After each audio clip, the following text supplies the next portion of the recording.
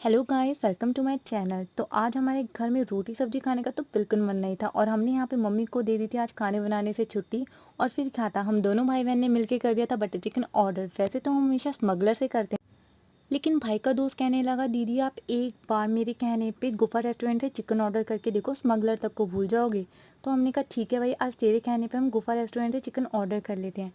और guys, fragrance इसकी बहुत ही ज़्यादा डिलीशियस और यमी सी आ रही थी। देखते ही मन कर रहा था कि अभी खा लूँ। मम्मी ने यहाँ पे उसके साथ निकाले हैं सिरके के प्याज, और यहाँ पे मम्मी ने निकाली हरी चटनी। वाह वाह, देख के ही मन कर रहा था कि अभी ही खा लूँ। और यहाँ पे हमारी प्लेट रखी हो चुकी है रेडी। अच्छी